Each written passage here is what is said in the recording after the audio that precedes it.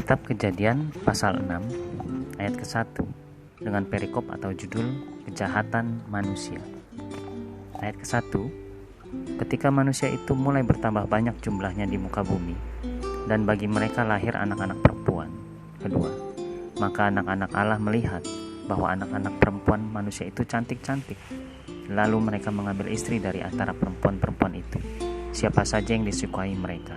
Ketiga, berfirmanlah Tuhan, rohku tidak akan selama-lamanya tinggal di dalam manusia, karena manusia itu adalah daging, tetapi umurnya akan 120 tahun saja.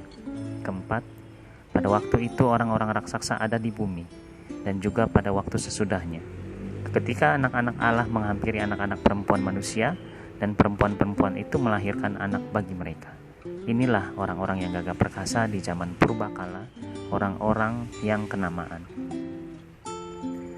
Kelima, ketika dilihat Tuhan bahwa kejahatan manusia besar di bumi dan bahwa segala kecenderungan hatinya selalu membuahkan kejahatan semata-mata. Keenam, maka menyesallah Tuhan bahwa Ia telah menjadikan manusia di bumi dan hal itu memilukan hatinya. Ketujuh, berfirmanlah Tuhan, Aku akan menghapuskan manusia yang telah kuciptakan itu dari muka bumi, baik manusia maupun hewan dan binatang-binatang melata dan burung-burung di udara. Aku menyesal, sebab aku menyesal bahwa aku telah menjadikan mereka. Kedelapan, tetapi Nuh mendapat kasih karunia di mata Tuhan. Perikop atau judul Riwayat Nuh. Ayat ke-9, inilah riwayat Nuh. Nuh adalah seorang yang benar dan tidak bercela di antara orang-orang sejamannya, dan Nuh itu hidup bergaul dengan Allah. Ke-10, Nuh memperanakan 3 orang laki-laki, Sem, Ham, dan Yafet. Ke-11, adapun bumi itu telah rusak di hadapan Allah dan penuh dengan kekerasan. Ke-12, Allah menilik bumi itu dan sungguhlah rusak benar, sebab semua manusia menjalankan hidup yang rusak di bumi. Ke-13, berfirmanlah Allah kepada Nuh, Aku telah memutuskan untuk mengakhiri hidup segala makhluk, sebab bumi telah penuh dengan kekerasan oleh mereka. Jadi aku akan memusnahkan mereka bersama-sama dengan bumi. Ke-14, buatlah bagimu sebuah bahtera dari kayu gofir. Bahtera itu harus kau buat berpetak-petak dan harus kau tutup dengan pakal dari luar dan dari dalam. Ke-15, beginilah engkau harus membuat bahtera itu. 300 hasta panjangnya, 50 hasta lebarnya, dan 30 hasta tingginya.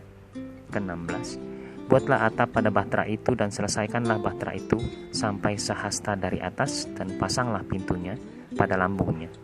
Buatlah bahtera itu bertingkat bawah, tengah, dan atas. Ke-17, sebab sesungguhnya aku akan mendatangkan air bah meliputi bumi untuk memusnahkan segala yang hidup dan bernyawa di kolong langit. Segala yang ada di bumi akan mati binasa. Ke-18, tetapi dengan engkau aku akan mengadakan perjanjianku dan engkau akan masuk ke dalam bahtera itu, engkau bersama-sama dengan anak-anakmu dan istrimu dan istri anak-anakmu.